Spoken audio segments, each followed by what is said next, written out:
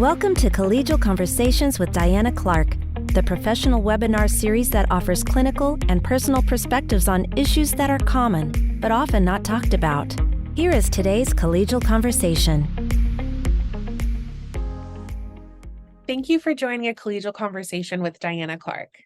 Joining Diana today is Colleen Feeney. Colleen is a licensed independent clinical social worker and co-founder of Permoveo Health, a company focused on equalizing the balance between physical and mental health for female student athletes.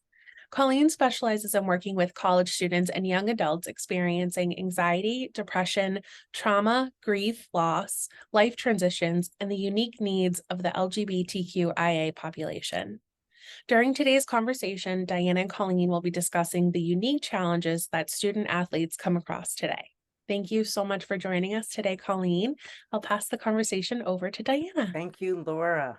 Colleen, welcome. I appreciate you taking the time.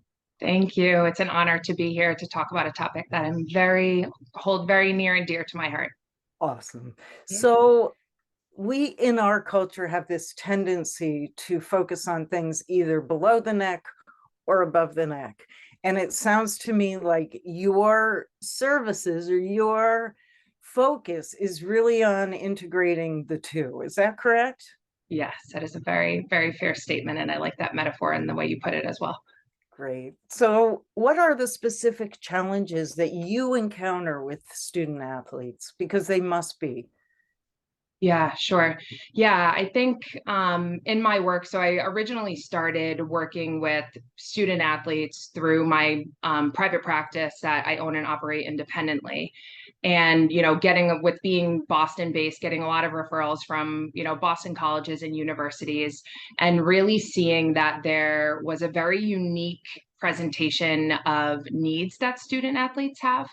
I think all college students do for a variety of different reasons. But when we think of a student athlete, whether you're, starting with Division I all the way down to Division III, at minimum, they are spending an additional and this is like a conservative minimum, about 20 hours a week just on their sport.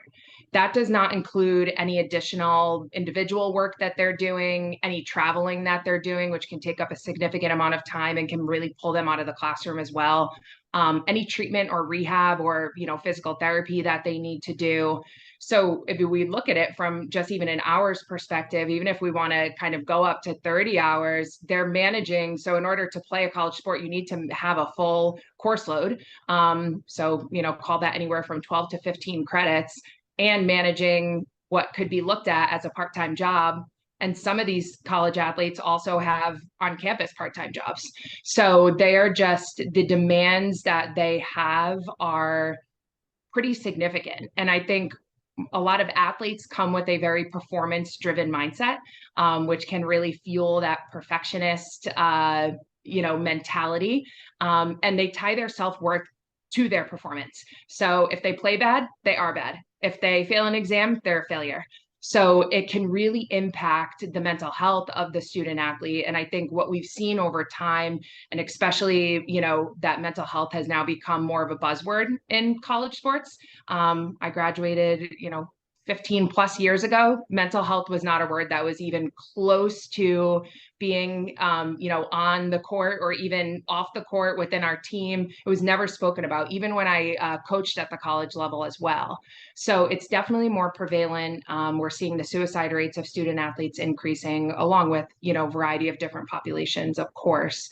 I think another unique need that we look at for student athletes is that, like I mentioned with the course load, they do need to have a specific GPA and number of past credits in a year. So we aren't even considering those with learning disabilities who may also be spending a different time, additional time in academic success centers. So, and their ability to stay on that team is so solely connected to the performance that they have as a student. And lastly, I think we also, especially within the Division I and Division II landscape, we're looking at individuals who are essentially getting money to go to college.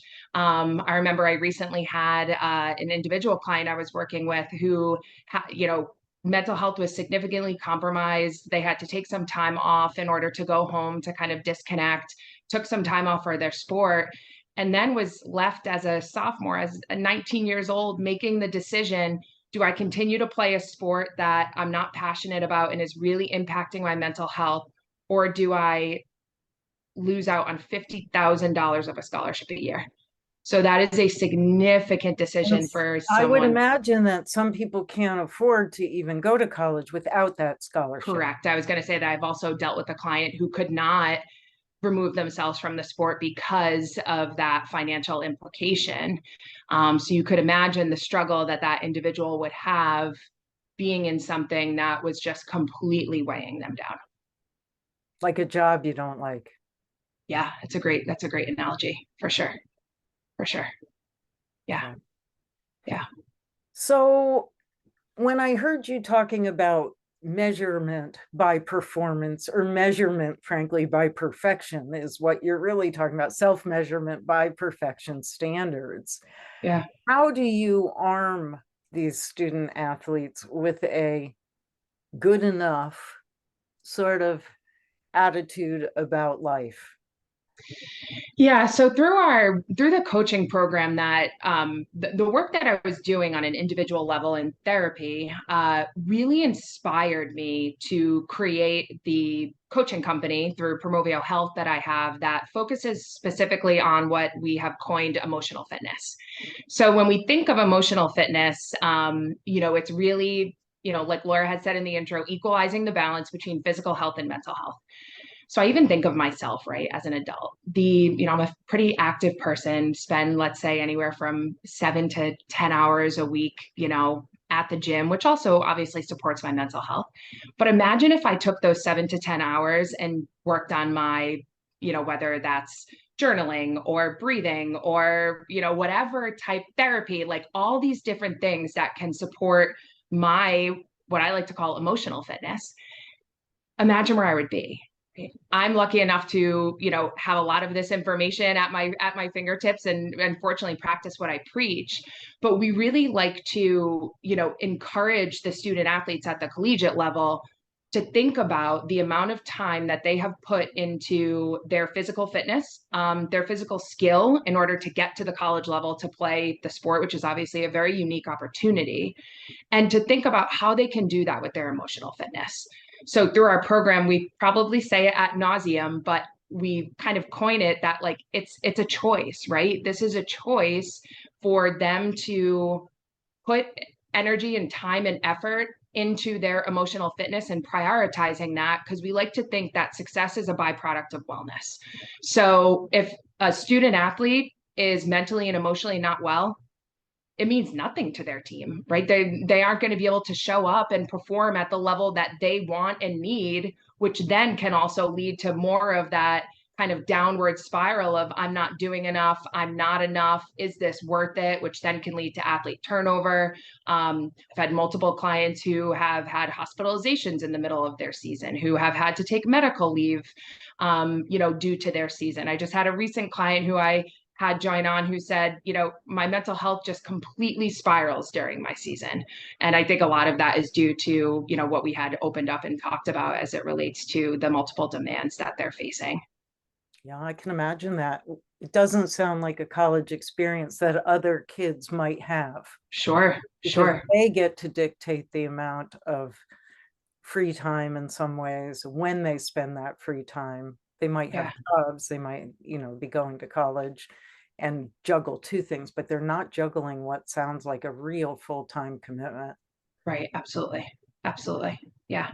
So what kind of tools do you arm these people with in your coaching? Sure. Yeah. So we like to think of life. I think the pandemic has taught us more than anything that there are things that are far beyond our control, that there's a lot that is uncertain. However, what we want to do is we want to equip the student athletes that they may not be able to be certain about everything that happens and all the curveballs that come their way, but they can be certain about their ability to manage those curveballs. So through our program, we have a structure of 5 different pillars. Within each pillar, there are, 3 different sections. So the pillars, we go over, dialogue. So really thinking about the importance of our thoughts and how, the way we speak to ourselves matters. Really looking at oftentimes, yes, there are tragedies and crises and things that have to happen, but oftentimes it's not really the event that impacts how we feel. It's the thought we have about the event. So I give the example, within, coaching. Let's say I'm a college basketball player. I, make 3 turnovers and my coach pulls me out. I can have one of 2 thoughts. I can think, I'm a failure. I'm never going back in. I let my team down. I can't, I'm now being punished. Or I can think, my coach knows I need a break. I'm going to take a break. I'm going to reset and I'm going to get back out there. Of course, that's going to generate 2 completely different experiences and feelings. And then of course, 2 completely different experiences. We have a whole section on confidence. So really thinking about, the beliefs that you have about yourself, how it all starts with an insane belief that you have and how that can really feed your results. We go over mind-body connection. So a lot of education on how our nervous system functions, ways in which, different skills and strategies to calm our nervous system, capacity building. So really looking at capacity as your individual energy monitor, closely linked to burnout, which is extremely important for college athletes and just college students in general, and being able to assess that. And basically what I like to call, what do they need to do to sharpen their saw? If they're below their average capacity, what can they do to make sure that they're doing that? And of course, we give them a whole range of different skills that they can tap into. And then we have stress management. So a lot around anxiety management, what that all means, different thought patterns that increase anxiety. And then our last pillar is really just built around resources. And something that I thought was extremely important in my work here was educating college students on how to find a therapist. College campuses are extremely overwhelmed when it comes to their counseling centers. So a lot of the clients that I even see on an individual basis, they will say to me, I didn't know how to find you. It took me a really long time to find you. I emailed so many people and I never heard back. So we give them all education on that. And that also isn't just important for the student athletes, but also the coaches. Are the coaches providing a platform for their student athletes to be able to have these conversations in a way that, allows them, let's say they come to their coach with the mental health crisis, their coach can say, hey, let's email some therapists together. So the coach also has these skills as well. So it's very skills-based. The goal is, within the hour and a half session that they can leave that session and they can apply things right away. And like I said, we stress the importance of practice. I say right from the start, your coach is investing in you, and from a time perspective, from a financial perspective, and you could come here for an hour and a half a week and then never open up this guidebook again. And then after 6 weeks, you can do the same, but that you'd be doing a disservice to yourself, and you're not going to become emotionally fit if you do that, because this stuff takes practice. The same way as a college basketball player, I wouldn't go into a game and think I would make all my free throws when I've never practiced, before. So really emphasizing the importance of practice and repetition. So I was speaking at a conference last week on eating disorders and perfectionism, basically, and that must be very prevalent with student athletes if we're talking that they have perfectionistic tendencies anyway. Yeah. Do you see a lot of disordered eating when you're working with adolescents or young adults? I do, especially with those who identify as female. And I think obviously it does, eating disorders do not discriminate from race, gender, orientation, et cetera. But I think a lot of my work in, specializing, working with females, that's definitely something that comes up. And I believe that it takes a very trained therapist to work with someone, and especially depending upon the level that we're talking about from a severity level. But that's definitely something that comes up, and I think oftentimes can really be impacted by the culture of eating habits on a team, where most oftentimes, especially if you're traveling, you're eating together. If you're, after practice, they all go to the dining hall together. So it can really create anxiety for those who play on a team where there's a lot of meals that are done together. And even, I've worked with clients who just have anxiety about, choking in front of people, or, those types of things that can also impact one's eating as well. But yes, absolutely, especially within the college level. So, question, do you coach the coaches? Because it seems to me that you're coaching the people who are the recipient of other voices in their ears. Yeah. So do you have success with coaching the coaches? Yeah, I love this question and I love this topic because this was really at the forefront of, I think, a big decision we had when we were creating our coaching model. So we were thinking, do we have the coaches in the room with the players when we're delivering this 6-week curriculum? And the reason we were thinking about that is I was taking my own experience as, a college athlete, playing my whole life, and then also as a coach. And the coach-player relationship, you see the whole gamut. You see there's, relationships that are very conflicted, and you see very positive, supportive relationships. And from the first session, we're like, all right, we're going to do it. We're going to have the coaches in the room. And what I learned is that it's absolutely fundamental to the work that we are doing. First and foremost, it sends the message that the coach is prioritizing the student's mental health. There was a survey done in 2021 by the NCAA that stated that only 50% of student athletes believed that their coach supported their mental health. So if you lose 50% of your team, there's some teams that wouldn't even be able to continue on, whether that's the impact it has on being able to field a full team. There's many different things, but they're sending the message that it's important to them. They're also creating a platform for once this 6 weeks is over, they now have a shared common language. And now there's also comfort in being able to say, okay, if I'm a player and I'm having a mental health crisis, I just spent 6 weeks talking about mental health concepts with my coach. I'm so much more comfortable going to them. And we encourage a lot of vulnerability in our sessions too. I don't know if you're familiar, I'm sure you are, with Brene Brown. She's one of my absolute favorites. And she defines vulnerability as owning your story and loving yourself through the process. And I'll never forget the first team that we worked with, and we were in the dialogue pillar, the first pillar that we have. And we were talking about thoughts. And I asked a question to the group. Tell me about a thought that you have had that may not be based in reality, but is creating suffering for you. And here I am, we haven't developed the group cohesion yet. There's not a lot of trust. They don't really know me yet. And here I am thinking someone's going to say something about like playing time or something related to their sport. And this person raises their hand and they say that my dad is never going to talk to me again. And it was I was shook, right? It was a really powerful statement. But in that moment, my first thought was, this coach now has a completely different insight into this player, that this player is more than just a student athlete. They're a person. So we also do some consult with the coach on a person first mentality. So they need to see most coaches think of their player as a person that has a story, and there might be so much of their story that they do not have what I think is the privilege and opportunity to know, but this coaching program provides that significantly. And we had, one other experience actually with the same team, and they were doing really, really well. They were on a winning streak, and we were in the capacity pillar, and we were talking about, identifying, we did a group share. What is the average capacity? What's your average capacity? So when we think of 0, think I can't get out of bed. I'm in a complete distress. I'm burnt out. I have nothing in my engine, to a 10. I feel like I could conquer the world.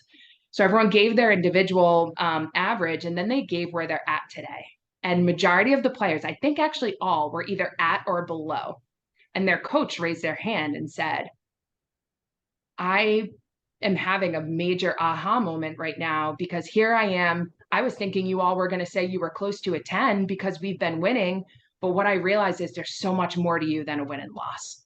And it was a very, very powerful moment that I think really demonstrated the importance of coaches being part of course, these sessions, but also providing a platform for student athletes to be able to talk about this topic.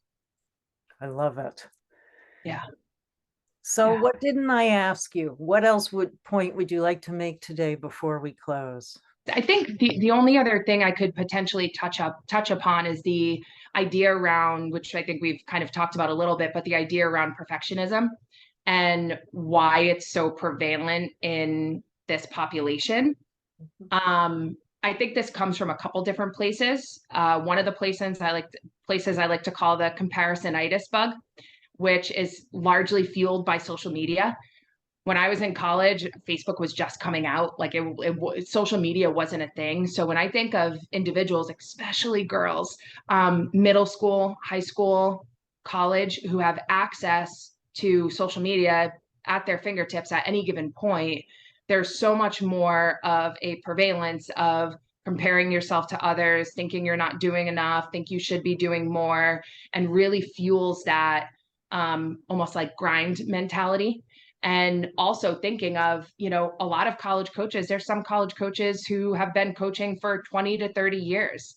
They're from that old school tough it out mentality that, I think worked in one day and age, but it's not working in this day and age.